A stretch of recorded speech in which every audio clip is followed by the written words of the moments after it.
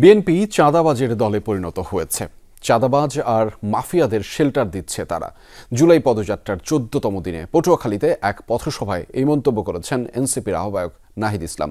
বলেন, এনসিপির পদযাত্রায় জনস্রোত দেখে অনেকেই দলটির বিরুদ্ধে ষড়যন্ত্র শুরু করেছে। নতুন ব্লেন্ডে আরো রিচ অ্যারোমায় সেলন ফ্যামিলি ব্লেন্ড টে। জুলাই কর্মসূচির অংশ হিসেবে এনসিপির পদযাত্রা, সাধারণ মানুষের সাথে জনসংযোগ দলটির কেন্দ্রীয় নেতাদের। 14তম দিনের পদযাত্রা শুরু হয় পটুয়াখালীর সার্কিট হাউস থেকে। নিউ মার্কেট, লঞ্চঘাট, পুরান বাজার সহ বিভিন্ন এলাকায় গণসংযোগ করেন নেতারা। এরপর সার্কিট হাউসের সামনে পথসভা হয়। এনসিপির আহ্বায়ক নাহিদ ইসলাম বলেন, চাঁদাবাজ সন্ত্রাসের দলে পরিণত হয়েছে বিএনপি।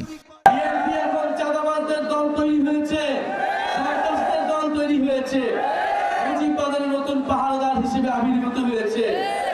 ফলে চাঁদাবাজ এবং মুজিববাদের নতুন পাহাড়দার এসেছে।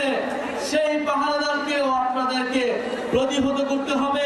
নাহিদের অভিযোগ, বাইরে নয়, দেশের ভেতরেই রয়েছে শত্রু। এনসিপির পদযাত্রায় জনস্রোত দেখে অনেকে দলটির বিরুদ্ধে ষড়যন্ত্র শুরু করেছে। গণ অভ্যুত্থানের সময় শেখ হাসিনা সরকার যেভাবে ষড়যন্ত্র আমাদের বিরুদ্ধে চলমান রেখেছিল, এই অভ্যুত্থানের পরে সেই একই সিস্টেম, সেই দুর্নীতি মাফিয়াদের সিস্টেম, সেই সেনাবাহিনী আমলাতন্ত্রের সিস্টেম আমাদের বিরুদ্ধে এখনো পর্যন্ত ষড়যন্ত্র চলমান রেখেছে।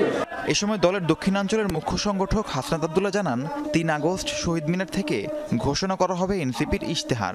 আগামী 3 আগস্ট আমরা আবার শহীদ মিনারে একত্রিত হব। গত বছরের 3 আগস্ট ছিল হাসিনা পতনের ইশতেহার। এই বছরের 3 আগস্ট হবে স্বৈরাচার মুক্ত বাংলাদেশ গঠনের ইশতেহার। কর্মসূচি শেষে বরগুনায় পৌঁছায় এনসিপির গাড়িবহর। সেখানে শহরের টাউন হল থেকে বের হয় পদযাত্রা। বিভিন্ন এলাকায় গণসংযোগ শেষে পৌর মার্কেটে পথসভায় অংশ নেন দলের শীর্ষ নেতারা। রাহিম সারোয়ার, যমুনা নিউজ।